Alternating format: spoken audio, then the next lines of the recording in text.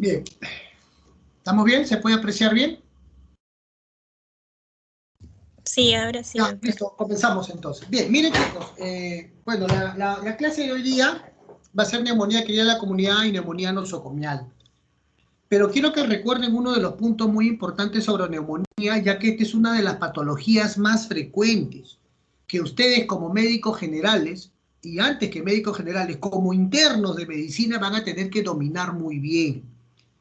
Que a veces estamos viendo pues la penosa presentación de internos que llegan con la mentalidad que neumonía es igual a neumólogo, ¿no? Y que gastritis es igual a gastroenterólogo.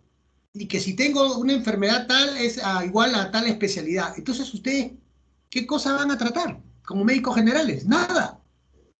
Y esa es la fea costumbre que se está apareciendo ahora en ustedes. Entonces vamos a recordar un poco sobre neumonía, porque es una, como vuelvo a repetir, una de las morbilidades más importantes que ustedes deben de dominar. Y miren ustedes acá, esta entre las enfermedades respiratorias constituye la tercera causa de muerte de la población, superada por enfermedades del aparato circulatorio y tumores malignos, en este caso los cánceres, ¿correcto? Y si ustedes ven acá, ¿cuál es la principal causa de muerte, especialmente en personas mayores de 80 años, mejor dicho, en población geronte? Cuando ustedes estén, y ustedes se van a dar cuenta cuando estén en el internado, la mayoría de sus pacientes que van a tener ustedes en la parte hospitalaria o las partes de neumonías que vienen de la comunidad, perdón, de enfermedades que vienen procedentes de sus casas, se van a dar cuenta que la mayoría mueren por neumonía. O neumonía intrahospitalaria o neumonía nosocomial, que muchas veces nosotros lo enfrentamos como diagnóstico inicial de insuficiencia respiratoria. Entonces hay que tener mucho cuidado en este problema. Ahora, si ustedes se van a dar cuenta, también otro de los puntos importantes, perdón, ¿se ha ido la imagen? Ahí está. Ahora sí. Estamos bien, ¿no? Bien. Sí se ve. Se ve, bien. Y de todas las neumonías, chicos, comunitarias, de todas las neumonías comunitarias, miren que el 20% pueden ser admitidos al hospital debido a la gravedad. Entonces, si el 20% se hospitaliza, el 80% es ambulatorio. Y muchas veces ustedes de repente sin querer han dado antibióticos y han curado una neumonía sin saber qué es neumonía.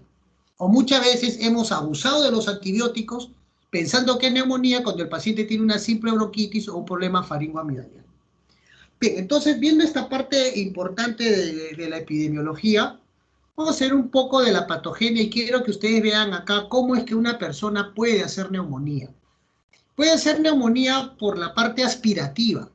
Y vean que la vía más frecuente y más del 50% de los microorganismos por aspiración está el estafilococo pneumoniae, piógenes, estreptococo, perdón, pneumoniae, piógenes, estafilococo, haemophilus, neisseria, moraxella, que muchos de ellos son pues comunitarios, eso es lo que vamos a hablar más adelante con respecto a la etiología. Puede ser por inhalación, por partículas menores de 5 micras, que estas están suspendidas en el aire, ¿no? Y estas pueden ser inhaladas, por ejemplo, en caso de micoplasma, clamidia. Y grábense bien estos gérmenes de micoplasma y clamidia que está dentro del grupo de los gérmenes atípicos, que ustedes se van a dar cuenta más adelante cuando hablemos de neumonía comunitaria netamente, van a ver ustedes cuáles son los principales agentes etiológicos. Puede ser por diseminación hematógena, en caso de endocarditis, problemas de catéteres, ¿no? Especialmente estafilococo. Por continuidad muy raro o por inoculación directa, producirse a través de procedimientos como la intubación orotraqueal, ¿no? Colocación de tubo endotraqueal, muchas veces a la hora de estar aspirando al paciente con sondas nasogástricas, ¿no? Sondas aspirativas pueden provocar este problema.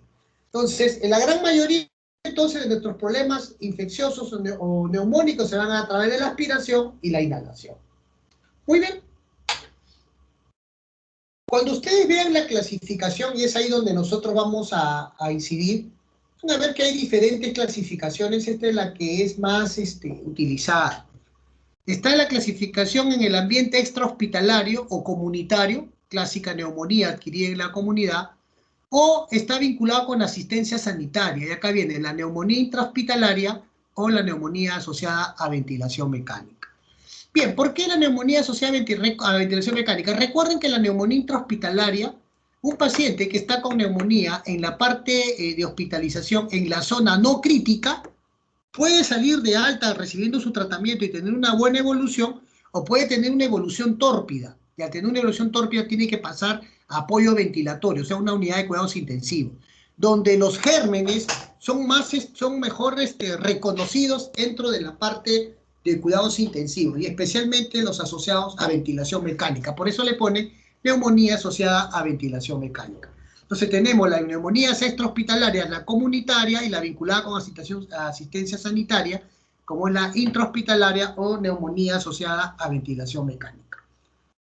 Bien, esto es un punto muy interesante, y acá hay unas cositas que yo he agregado, que de repente durante una visita médica le van a preguntar. Es cierto que ya no se hace, pero es necesario que ustedes lo sepan. Y miren acá, por favor, y este es uno de los puntos interesantes que yo necesito que por favor todos los estudiantes que están escuchando, por favor tratemos de recuperar, porque lo estamos perdiendo. ¿Y cuál es lo que debemos recuperar o lo estamos perdiendo? Es el diagnóstico clínico. Chicos, por favor, miren los síntomas clásicos: fiebre, tos con expectoración, disnea, dolor torácico, compromiso del estado general. A eso, ¿yo qué le sumaría? A esto yo le sumaría los signos semiológicos. Cuando uno es estudiante, cuando era estudiante, uno era más observador, y uno se daba cuenta cuando el paciente tenía dificultad respiratoria al ver, por ejemplo, a la simple inspección. El paciente estaba en posición sentada, no toleraba el decúbito, tenía aleteo nasal, tenía politiraje, retracción costal, retracción supraclavicular. El paciente tenía respiración tóraco-abdominal, simplemente mirando. Tenía cianosis perioral, tenía huélfago, o sea, el aleteo nasal que decía. Y eso era simplemente en la inspección. ¿Y qué pasaría cuando uno utilizaba pues sus manos, en este caso de las manos, para ver las vibraciones vocales, para ver la percusión, si había matidez, si había timpanismo? O de repente ya uno se lucía con su estetoscopio y encontraba pues los signos semiológicos como crepitantes, subcrepitantes, encontraba el soplo tubárico, el soplo pleural, el soplo anfórico, o ruidos como la pectoriloquia áfona, egofonía, broncofonía. Yo sé que muchos me están escuchando, de repente muchos se acordarán y muchos no. ¿Y eso por qué les digo? Porque ustedes tienen que nuevamente retomar la semiología, que es parte de la medicina tan importante. ¿Y por qué les digo eso? Porque ahora solamente se dedican, el paciente viene y corren para ponerle su saturómetro en el dedo, y desesperados por una placa de tórax y las pruebas de laboratorio. ¿Ven qué pena? Y miren cómo están desechando lo tan lindo que es la semiología, y especialmente desde el punto de vista de respiratorio. ¿Por qué necesito que ustedes recuperen esto? Porque cuando vayan al Serum, chicos, van a sufrir. Hay lugares en el Serum que hasta ahora no han progresado, siguen siendo clínicos, no hay pruebas de laboratorio, no hay placas de tórax, y pura semiología. Los que tenemos suerte de acá ser internados en un hospital de nivel 3-2, Loaiza, 2 de Mayo, Hipólito Unanue, donde tenemos todo, de repente vamos a ir, en base a ese todo que tenemos, vamos a ir perdiendo pues la parte clínica. Y miren acá, la parte aparte de la sospecha clínica, dice bien claro, puede ser apoyada con una placa de tórax, exámenes generales de laboratorio como hemograma, glucosa, ura, gasometría, electrolitos, ¿no? Solíamos pedir eso. Ahora viene lo interesante. Antes, chicos, antiguamente, solíamos pedir el famoso gran desputo. Decíamos que el paciente tenga haga una expectoración, lance un esputo, y eso se llevaba a analizar, ¿no? Y un gran desputo bien tomado era aquel que tenía menos de 10 células epiteliales y más de 25 polimorfos nucleares. Y estos pasaban a coloración. Y la coloración, si era color rojo, si era color azulado, azul, decía gran negativo, gran positivo, y ahí uno se basaba su cobertura antibiótica. ¿Qué ha pasado con eso? Esto ya no se utiliza. ¿Por qué no se utiliza? Porque ya han empezado a aparecer guías de manejo muy interesantes, y guías muy antiguas, ¿no? Acá le presento una antigua donde nace la clasificación, y ahora prácticamente se va modernizando, pero no ha cambiado en algo muy interesante que ahora les voy a mostrar. Y esta es una de las primeras guías de manejo de neumonía adquirida en la comunidad, que aparece bueno, la Sociedad Americana de Tórax saca su primera revisión, y esta es una de la revista americana de enfermedades respiratorias, en la cual va a clasificar a las neumonías en 4 grupos. Miren ustedes los grupos, pero a su vez miren ustedes los datos que tienen como comorbilidades. Y van a ver quiénes pertenecen al grupo 1, al grupo 2, al grupo 3 y 4. Y ahí se van a dar cuenta quiénes son comunitarios y quiénes son hospitalarios o asociados a ventilador. Y miren el grupo que toman en base a la edad, en base a la comorbilidad, en base a la necesidad de hospitalizar, ¿no? ¿Correcto? En base a la necesidad de hospitalizar o la gravedad extrema que va a requerir cuidados intensivos. Bien, miren ustedes acá en el grupo 1 y 2, menores de 60 años y mayores de 60 años. El grupo 3 cualquiera, grupo 4 cualquiera. Bien, la idea aquí no es confundirlos con esta tabla. La idea de esto es lo que yo les voy a tratar de explicar ahora, y miren lo interesante que vamos a ver. O sea, vimos enfermedades concomitantes, ¿no? ¿Qué enfermedades concomitantes? Así como lo que estamos viendo en el COVID, ¿no? ¿Cuáles son las comorbilidades en el COVID? Bien parecidas, miren. EPO, las neoplasias de cualquier tipo, insuficiencia cardíaca, enfermedad hepática, insuficiencia renal, diabetes, estado polos esplectrumizados, el alcohólico crónico desnutrido, el paciente con secuela respiratoria como bronquiectasia. Acá podemos sumar, ¿no? Por ejemplo, el paciente con infección por VIH. Y miren ustedes toda la cantidad de enfermedades concomitantes que hacen que el paciente, su cuadro infeccioso sea más severo. Muy diferente que le dé neumonía a un paciente que tenga comorbilidad, y muy diferente a uno de ustedes que le dé neumonía, que no tiene ninguna comorbilidad y probablemente su neumonía sea superada de forma ambulatoria. Recuerden, en la primera parte que explicamos, de todas las neumonías, un 20% va a requerir hospitalización, el 80% no. Bien, factores de riesgo a considerar. Bueno, acá hay datos interesantes. Hemos visto parte de la clínica, hemos visto comorbilidades. Cuando el paciente, mire, tiene frecuencia respiratoria muy alta, presión arterial sistólica menos de 90, diastólica menos de 60, cianosis, tiene fiebre. Bien, en realidad estos son parámetros clínicos y de laboratorio que te va a ayudar. Y miren de laboratorio, ¿no? Leucocitos menor de 4.000 o mayor de 30.000, ¿no? Un hematocrito menor de 30, una presión parcial de oxígeno menos de 60 y un CO2 mayor de 50, probablemente en acidosis respiratoria, ¿no? Y en la radiografía que haya compromiso multilobar, que haya derrame pleural, que haya una cavitación, eso le va a dar un punto o le va a dar una aplicación de severidad a esa neumonía. Bien, pero quedémonos con lo más simple. ¿Cuál es lo más simple? Aquel paciente comunitario, ¿no? Que es de neumonía comunitaria, que puede ser mayor de 60 o menor de 60, que tenga o no tenga comorbilidades, pero que sin embargo no tenga mucho compromiso clínico ni de laboratorio. Bien.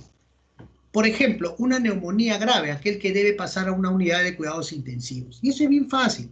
¿Uno cómo se da cuenta? Miren acá, una frecuencia respiratoria mayor de 30. Qué fácil es darse cuenta, chicos, que tiene mayor de 30. Ese paciente, de hecho, tiene aleteo nasal, tiene politiraje, tiene cianosis perioral, de eso no tengo duda. Hipoxemia con un PAFI menor de 250. Para esto, ¿qué tiene que tener? Una gasometría. Una radiografía de tórax, ¿no? Donde hay un compromiso o rápidamente progresiva. ¿Qué significa? Que yo le tomo una placa y de repente veo una zona de condensación en la base derecha y 48 horas le tomo la placa de nuevo de control, ya no está en el pulmón, está en el otro o está comprometiendo más de los 2/3 del pulmón. Entonces ahí uno se va dando cuenta que el compromiso es muy rápido, signo de gravedad. Bien, ¿qué otras cosas más? Algunos decían que simplemente con encontrar que el paciente tiene acidosis respiratoria, es un paciente que tiene un compromiso grave y por lo tanto debe ir a apoyo ventilatorio. Bien, entonces chicos, volvamos a los grupos, y se acuerdan de los grupos 1, 2, 3, mayor de 60, menor de 60, con comorbilidad. Perfecto. De repente en esa tabla yo me puedo olvidar, pero miren esta tabla que es la clave. Esta tabla es la clave, pero ¿la clave de qué? Del tratamiento que ustedes van a dar. Y eso le van a preguntar en el examen, como muchos han caído en el examen anterior. Miren chicos, ¿para qué sirvió esta guía del ATS en esos tiempos? ¿Para qué sirvió la clasificación? ¿Para qué? Para determinar la etiología. Los americanos empezaron a determinar en cada grupo cuál era el agente etiológico más frecuente. Y miren ustedes en los 4 grupos, ¿quién es el más frecuente? Streptococcus pneumoniae. Está en el grupo 1, está en el grupo 2, está en el grupo 3, está en el grupo 4, o sea, no hay duda que Streptococcus pneumoniae, pregunta de examen, que es el germen más frecuente de las neumonías adquiridas en la comunidad. Bien, ¿qué otro germen le sigue? Haemophilus influenza probablemente, y acá viene lo interesante. Los otros gérmenes que están muy bien presentes en casi también estos grupos son los atípicos. Acuerden, Mycoplasma pneumoniae y clamidia. Y justo está mi Mycoplasma en el grupo 1 con clamidia, está en estos casos en el grupo 2, está Staphylo, no están los atípicos, en el grupo 3 vuelve a aparecer, en el grupo 4 vuelve a aparecer Mycoplasma, clamidia y legionela. Bien, entonces, ¿qué es lo que tenemos que tener en cuenta? Cuando uno manifiesta el manejo de aquel paciente que tiene neumonía comunitaria, el germen principal que yo voy a tratar va a ser Streptococcus pneumoniae. Y si por ahí hay gérmenes atípicos que alguien me obliga a también tratar de estudiarlos, ¿cuál es el Mycoplasma y clamidia? Bien, ¿existen más gérmenes? Por supuesto que sí. Recuerden que los pacientes con neumonía adquirida en la comunidad, parte de sus diagnósticos diferenciales, ¿cuál va a ser? Y una de las más temidas en Perú es tuberculosis. Mientras tanto, seguimos manejando esta clasificación y seguimos mencionando el principal germen o principal agente etiológico en la neumonía adquirida en la comunidad. Bien. Esto es bien interesante porque también sale una revisión en la Sociedad Americana de Tórax y sale entre sus guías el famoso CUR 65. Ustedes se van a dar cuenta que el CUR 65 es una clasificación muy rápida y muy bien utilizada. Puede ser utilizada y te va a dar un parámetro interesante para saber si un paciente o no tiene criterio de severidad y debe hospitalizarse o no. Y miren que casi toda la mayoría son criterios clínicos y de historia. ¿Cómo es eso, doctor? CUR 65, C de confusión. Eso es clínico. La U de la concentración de urea o compuestos nitrogenados mayor de 20 miligramos por decilitro. Ahí sí necesito el laboratorio. R de frecuencia respiratoria mayor de 30. Eso es clínico. B, presión arterial sistólica menos de 90 o diastólica menos de 60, eso es clínico, porque podemos tomar la presión. Y 65 es porque le da igual o mayor a 65 años. Y más aún, con 2 de estos 5, con solamente 2, puedo estar yo indicando que ese paciente debe estar mal y debe hospitalizarse. Y si yo soy más estricto y no tengo laboratorio, elimino la U de urea y me quedo con nosotros, y con nosotros tranquilamente puedo definir bien, ya no sería mi CUR 65, sino sería mi CRB 65. Y se acabó. Miren, esto salió en el 2007, que hasta ahora se está planteando, y eso es uno de los factores importantes que ustedes pueden evaluar muy bien en la emergencia. Paciente de 45 años que viene con fiebre, tos, expectoración verdosa, viene con un cuadro de dificultad respiratoria, el examen clínico, bla, bla, bla, ingresa con un diagnóstico de neumonía adquirida en la comunidad, CUR 65-2, CUR 65-3, dependiendo de lo que van a encontrar. Muy bien, entonces si ya sabemos esto, este es un algoritmo de manejo, en realidad no quiero yo confundirlos. ¿Por qué? Porque esto valora de acuerdo a los factores de riesgo que yo encuentro en el CUR 65. Si encuentro de un factor, si no encuentro ninguno o un factor de riesgo, mi mortalidad va a ser muy baja. Si encuentro 2 factores de riesgo, mi mortalidad va a aumentar hasta el 9%. Y si tengo 3 factores de riesgo, mi mortalidad va a aumentar en más de 22%. Entonces, en realidad, como vemos acá, con 2 factores de riesgo o más, simplemente el paciente que va a necesitar debe ser admitido a una hospitalización. Chicos, y esa no falla. Cuando ustedes se enfrenten pacientes, ya sea su vecino, alguien lo va a llamar a ustedes, van a evaluar de repente un viejito, No, ¿qué laboratorio? Yo soy clínico, y con la clínica ustedes van a definir el CUR 65 y van a saber ustedes qué actitud va a tomar. Muy bien, señor, lo he evaluado. Este paciente debe hospitalizarse. ¿Y ahí está? Es lo que más simple no podemos hacer. Criterio de severidad, es cierto. La verdad, yo nunca pregunto esto en los exámenes. Me interesa mucho, me prefiero que sepan lo básico, pero siempre es importante mencionarlo, ¿no? Miren ustedes, ahí se necesita mucho laboratorio. La gradiente con la gasometría, la urea, el leucopenia con el hemograma, la trombocitopenia con el hemograma, tomar la temperatura, tomar la presión arterial. O sea, hay parámetros combinados. Bien, no quiero meterme en este tipo de problemas acá porque en realidad más me interesa la parte clínica que ustedes deben mencionar. Esta es una revisión que también aparece en el New England Journal y es una revisión interesante en la cual habla de diferentes tipos de pacientes que presentan neumonía adquirida en la comunidad. Y miren en los 3 grupos de pacientes, ¿cuál es el principal germen? Streptococcus pneumoniae. En pacientes no admitidos en la UCI, Streptococcus pneumoniae. En pacientes en la UCI, Streptococcus pneumoniae. Entonces, no existe duda, pregunta de examen, ¿cuál es el germen más importante o el principal germen asociado a neumonía adquirida en la comunidad? Streptococcus pneumoniae. Y mira cómo atropellan los atípicos, ¿no? En cualquier paciente, micoplasma y clamidia. En pacientes no admitidos a la UCI está legionela, está micoplasma y clamidia. Y en los pacientes en la UCI, ¿qué cosa está? Está legionela, ¿no? Como parte de gérmenes atípicos. Muy bien. Hay que tener, estos son los niveles de recomendación en la cual uno puede iniciar una cobertura antibiótica. Y acá sí, no quiero que aprendan esto, porque queremos que ustedes aprendan no lo americano, sino aprendan lo clásico, lo que nosotros utilizamos. Bien, vamos a hacer aquí un stop antes de entrar a la parte de terapia, y hasta ahí, por favor, quisiera si alguien tiene alguna pregunta.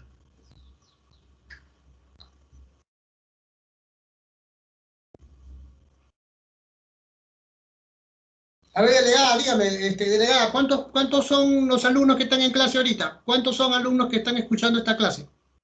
Ahorita hay 42 alumnos. Y de los 42 no hay nadie que pueda hacer una pregunta, no creo. A ver, 30 segundos para una pregunta. Doctor, Buenas tardes. Adelante.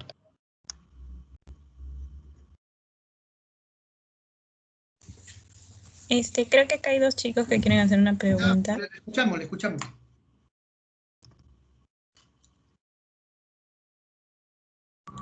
Buenas tardes, doctor. Mi duda es, si el paciente tiene menor de 65 años, el clínico, el criterio que estamos utilizando sobre semiología, aunque no tenemos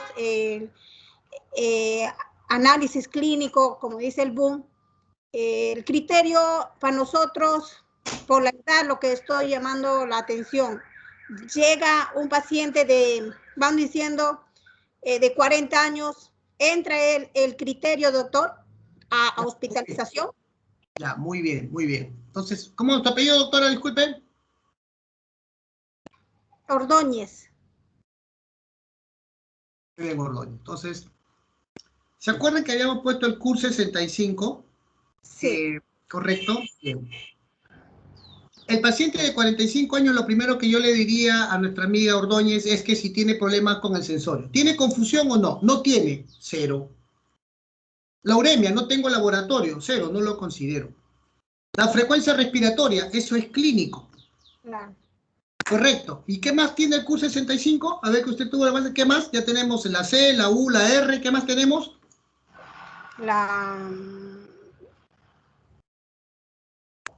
Esa pregunta de examen, ¿ah? Sí. ¿Qué más sigue? La presión arterial. Y eso tú te tomas la presión. ¿Cómo estaba su presión? ¿Normal o estaba hipotenso? Hipotenso.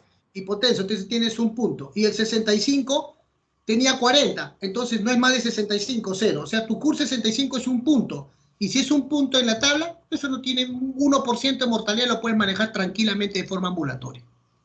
Para eso sí es el 75. Así es. Para eso sí. Pero si tu paciente está confuso, si tu paciente está chocado, como has puesto, Si tu paciente tiene una frecuencia respiratoria por encima de 40 o 50, ya tiene 3 puntos. Por más que no sea mayor de 65, tiene criterio de severidad. Ese paciente debe hospitalizarse y debe ir a una unidad de cuidados intensivos todavía. Ya. Ya, doctor, gracias. Bien, ¿alguna otra pregunta?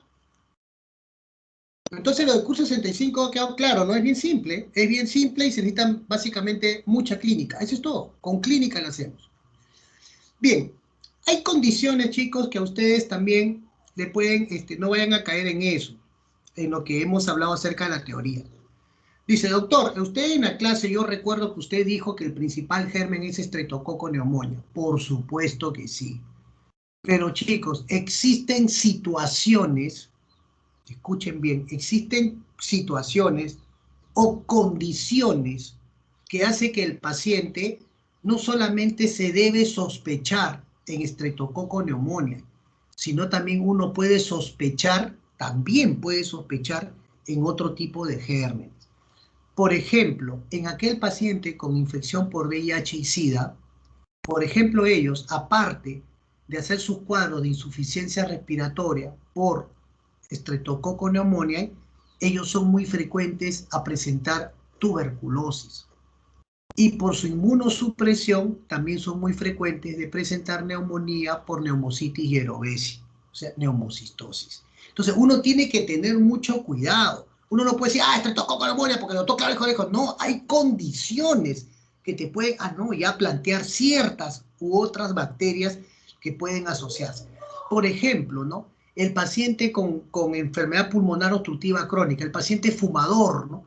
Ese paciente fumador, el principal germen, Streptococcus pneumoniae, pero por ser fumador, tosedor crónico, con bronquitis crónico, en él también se puede asociar la Haemophilus influenza o la Moraxella catarrhalis. O por ahí meterse un atípico como es Legionella. Entonces, miren ustedes, existen situaciones, y una de las más importantes, que son muy temidas en la parte hospitalaria, es la pseudomonas.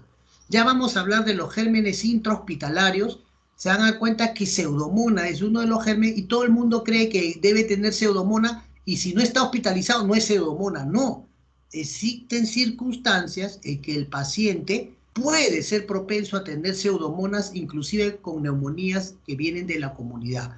¿Pero en qué grupo de pacientes? En aquellos que tienen enfermedad con daño pulmonar. En este caso, ¿quiénes?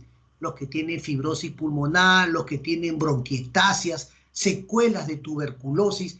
Estos pacientes que tienen daño pulmonar, aparte de Streptococcus pneumoniae, uno de los gérmenes importantes que pueden asociarse es Pseudomonas aeruginosa. Tengan cuidado porque esta es pregunta de examen. Entonces, y doctor, ¿por qué usted tanto insiste, no, en los gérmenes? Yo no me acuerdo. No, tienes que acordarte, porque recuerden ustedes que en su clase de terapéutica, ustedes están llevando terapéutica y van a ver muy bien si a este paciente lo puedo tratar con penicilinas o con cefalosporinas de primera, segunda, tercera, o de repente lo trato con carbapenén, imipenén, meropenén, o de repente con un glicopéptido, vancomicina, o de repente con un aminoglucósido, gentamicina. Ya ustedes tienen que ver, porque los antibióticos van dirigidos a grupos bacterianos y es ahí donde ustedes van a decir, con razón que ese antibiótico se utiliza, con razón, porque esta es la clave para el uso de antibióticos y no usarlo de manera indiscriminada. Muy bien, avanzamos. Bien. Este es el otro punto interesante que yo quería, y esto es pregunta de examen. Chicos, dentro de todas las neumonías adquiridas en la comunidad, ¿no? Es un 80%, es un 75%. Este gran grupo, otro gran grupo, más de un 25%, dentro del grupo de los 80, son neumonías aspirativas. Y las neumonías aspirativas también tienen otra colonización y tienen gérmenes interesantes. Y que para que un paciente haga neumonía aspirativa, va a necesitar también cierto factor de riesgo. Y acá, chicos, viene lo interesante. Hace mucho tiempo se trató de diferenciar o saber reconocer cuándo un paciente tiene neumonía aspirativa y cuándo tiene un paciente neumonitis por aspiración. O sea, una cosa era neumonitis y otra cosa era neumonía aspirativa. En realidad no era sencillo hacer el diagnóstico, evaluar, este tiene neumonía, tiene neumonía. No era sencillo. Y para eso uno tenía algunos datos que realmente llamaban mucho la atención. Y estos datos eran que entre lo que era neumonitis, que era el proceso inflamatorio del parénquima pulmonar, donde el aspirado gástrico, o sea, el paciente, sus jugos gástricos estériles, eran aspirados y llegaban a la parte respiratoria. Estos provocaban una reacción inflamatoria, provocaban condensación pulmonar en la placa, provocaba tos, fiebre, leucocitosis. El paciente tenía una tos seca, pero revertía dentro de 24 a 48 horas. Sin embargo, en la neumonía aspirativa, la aspiración hacia el pulmón no era solo del estómago, o sea, no también era material aspirativo que era colonizado en la boca de los pacientes, o sea, las secreciones salivales de la boca. ¿Y eso qué traía consigo? Que se introdujeran gérmenes anaerobios, y estos anaerobios ingresaban a la parte respiratoria y provocaban cierto compromiso infeccioso mucho más severo y totalmente diferente a una neumonitis. Pero doctor, usted decía que se parecían. Sí, ambos daban fiebre, ambos daban leucocitosis, ambos daban condensación pulmonar, pero sin embargo, un dato clave de la neumonía aspirativa es que esta no revertía ni en 24 ni en 48 horas y tenía un esputo purulento y maloliente. Eran causantes de los famosos accesos pulmonares. Y había factores de riesgo interesantes, y esto también es pregunta de examen. Uno de los factores de riesgo interesante, chicos, es que la mayoría de pacientes que se aspiraban con material orofaringio eran pacientes que tenían pobre higiene oral. Y esta pobre higiene oral traía consigo una gran colonización de anaerobios y esto provocaba estos cuadros. Sin embargo, muchos pacientes jóvenes que tienen buena higiene oral, están al día con la parte dental, podrían tener datos o enfermedades o circunstancias en que la cual podían perder el sensorio. Por ejemplo, un posictal después de una convulsión, por ejemplo, un desmayo, por ejemplo, posanestesia. Estos pacientes presentaban aspiración y sin embargo no provocaban ningún tipo de infecciones tan severas porque la boca no estaba tan colonizada de anaerobios. Por lo tanto, acá viene lo interesante, y esto es lo que se le va a preguntar en el examen, viene lo siguiente. ¿Cuál es el antibiótico que yo debo utilizar cuando un paciente tiene neumonía aspirativa? Y miren ustedes, ¿no? Cuando un paciente tiene neumonía aspirativa o neumonía en este grupo dentro de la que se localizan en la comunidad, tranquilamente lo puedo tratar con levofloxacina, 500 miligramos día, o lo puedo tratar con ceftriaxona, 1 a 2 gramos por día. ¿Por cuántos días? 5 días, 7 días. Aquellos pacientes, y miren abajo, que tienen compromiso periodontal severo, que tienen esputo purulento o datos de alcoholismo crónico, miren la cobertura cómo cambia. Se le puede dar piperacilina, tazobactam, no tenemos, un poco se usa en la parte hospitalaria, imipenem, o una combinación de 2 drogas. Y esta es la que nosotros mucho utilizamos. Levofloxacina o ciprofloxacina o ceftriaxona más clindamicina o metronidazol. Por eso cuando ustedes vean en la parte hospitalaria aquel paciente que dice a descartar neumonía aspirativa, dice ceftriaxona clinda, están tratando probablemente una neumonía comunitaria asociada a una aspiración. Entonces se hace la combinación. Entonces, cuando venga la pregunta, aquel paciente mayor de 60 años que viene con estos datos, ¿cuál sería la recomendación o la antibiótico-terapia más recomendada? Ceftriaxona con clinda o ciprofloxacina con metronidazol o ciprofloxacina con clindamicina. ¿Por qué, doctor? ¿Por qué esa combinación? Porque recuerden que para anaerobios van muy bien cosaminas como es la clinda o metronidazol. Para anaerobios, pero para los gérmenes comunes, comunitarios, tranquilamente cipro, tranquilamente ceftriaxona. Entonces tengan mucho cuidado en lo que es neumonía aspirativa y aquel paciente que tenga el factor de riesgo para esto. Bien. Miren esta placa de tórax, miren acá esta imagen de condensación con una zona cavitaria y con nivel hidroaéreo, ¿no? Este es un acceso pulmonar, probablemente una neumonía aspirativa en un paciente que probablemente haya tenido trastorno de sensorio o algo que ver por la cual se ha producido la aspiración. Bien, hasta ahí, chicos, preguntas. Hasta ahí, ¿hay alguna duda? Hasta ahí podemos aclarar algunas preguntas que ustedes tengan conveniente con respecto a la terapéutica. Bien, antes de que me hagan preguntas, ahora sí, no está acá en mi diapositiva, pero sí las voy a mencionar. Las neumonías adquiridas en la comunidad, en el manejo ambulatorio, han habido diferentes tipos de esquemas. Desde que salen las guías americanas sobre los gérmenes, por ejemplo, los americanos solían usar mucho doxiciclina, amoxicilina, cosa que nosotros no. Los chilenos en su guía trabajan muy bien amoxicilina asociado a ácido clavulánico. Utilizan amoxi, 1 gramo o 750, ¿no? Asociado a ácido clavulánico, le pueden dar cada 12 horas o cada 8 horas por 7 hasta 10 días. O simplemente amoxicilina sola. Ahora, alternativas. Tranquilamente, dentro de la vía oral, después se pueden usar los macrólidos. Los macrólidos también van muy bien, especialmente para los que son atípicos. Ejemplo, el caso de acitromicina.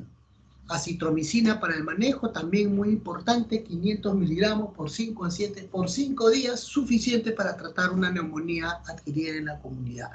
Por vía endovenosa ya hemos visto las combinaciones, por vía oral, levofloxacino, hemos visto ceftraxona, y acá viene lo interesante. Imagínense que en la pregunta del examen le viene aquel paciente que tiene daño pulmonar estructural, secuela de tuberculosis, presenta bronquiectasias, y aquel paciente viene con tos, fiebre, lo más probable es que tenga una neumonía, ¿correcto? Bien, ¿quién me puede decir cuál sería el germen que estaría asociado en aquel paciente que tiene bronquiectasia? ¿Cuál sería el principal germen asociado que no debo dejar que se escape?